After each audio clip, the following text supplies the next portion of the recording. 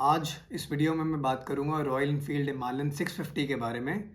और स्पेक्स को मद्देनज़र रखते हुए मैं आपके सामने ये क्वेश्चन रखूंगा कि do we even need the Himalayan 650। तो जैसा कि आप लोगों को पता है हिमालयन 450 लॉन्च कर दी गई है। हिमालयन 450 का प्राइस जो बेस प्राइस है वो है 2.69 लाख एक्स शोरूम, जो कि इंट्रोडक्टरी प्राइस है। इंट्रोडक्टरी प्राइस कुछ 10,000 कस्टमर्स के आसपास का रह सकता है और उसके बाद प्राइजेस आप लगा लीजिए लगभग 10,000 तक बढ़ जाएंगे। तो जो एक्सपेक्टेड प्राइस है उसका स्टार्टिंग वो 2.8 लाख तक पहुंच जाएगा। तो मैं पर्सनली नहीं फील करता कि रॉयल एनफील्ड को अभी हिमालयन 650 निकालने की ज़रूरत है। और रॉयल एनफील्ड ने ऐसा हिंट भी किया है कि वो हिमालयन 650 पे काम नहीं कर रहे हैं, हिमालयन 650 नहीं आने वाली।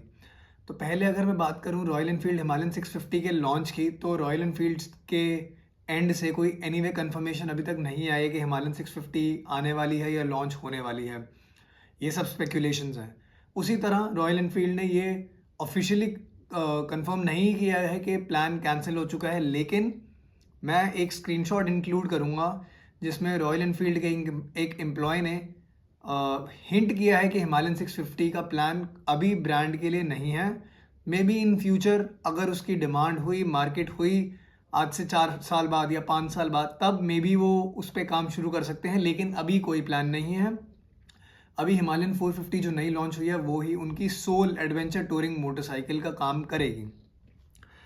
तो मैं आपको एक्सप्लेन करता हूँ कुछ स्पेक्स का कंपैरिजन करके हिमालयन 450 का और रॉयल एनफील्ड का जो 650 सीसी इंजन है, जो कि सुपर मीटियोर, इंटरसेप्टर और कॉन्टिनेंटल जीटी में अवेलेबल है।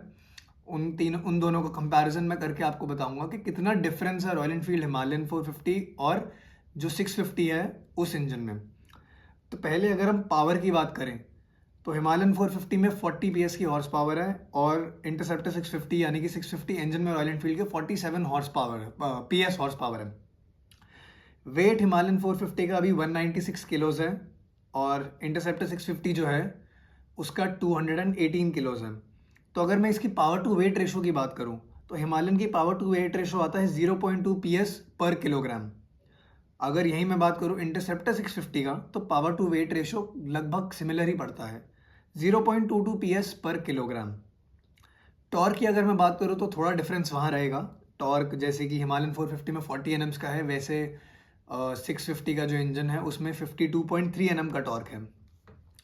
लेकिन अगर मैं इंजन की बात करूं तो रॉयल एनफील्ड का जो 450 इंजन है, जो कि शेरपा इंजन का नाम दिया गया है, हिमालयन में यूज़ किया है, वो रॉयल एनफील्ड का अब तक का सबसे एडवांस्ड इंजन है। उसमें लिक्विड कूलिंग है, जो कि रॉयल एनफील्ड ने आज तक, जब से उनका रिवाइवल हुआ तब से तो नहीं ऑफर करी है अपने किसी भी मोटरसाइकिल के साथ। इवन 650 जो 3 उनकी मोटरसाइकिल्स आती हैं अब तक, शॉटगन भी, तो 4 मोटरसाइकिल्स जो भी अब तक आती हैं तो उनमें उन्होंने एयर ऑयल कूलिंग ही दी है। तो सबसे बड़ी प्रॉब्लम रॉयल एनफील्ड के लिए ये रहेगी कि अगर वो 650 पे जंप करते हैं तो वो इतना ड्रास्टिक जंप होगा नहीं। और टेक्नोलॉजी में अगर आप देखें तो 450 ज़्यादा एडवांस होगी 650 से। तो एनीवे रॉयल एनफील्ड को नया इंजन डेवलप करना पड़ेगा ऑल द वे, अगर वो हिमालयन 650 निकालते हैं।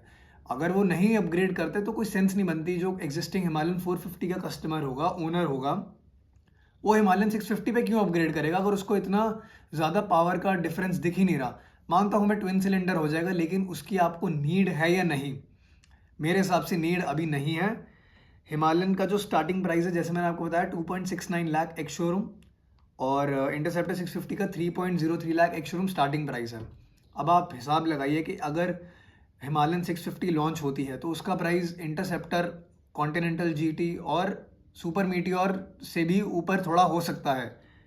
सब कुछ चेंजेस को मद्देनज़र रखते हुए अगर लिक्विड कूल्ड इंजन आता है, राइड बाय वायर आता है, फीचर्स उस प्राइस ब्रैकेट के अकॉर्डिंग आते हैं, तो आप प्राइस एक्सपेक्ट कर लीजिए कि कम से कम 4 लाख एक शोरूम तो मिनिमम प्राइस उसका होगा ही होगा, अगर रॉयल एनफील्ड प्लान भी करता है। उससे कम तो कोई सेंस बनती ही नहीं है।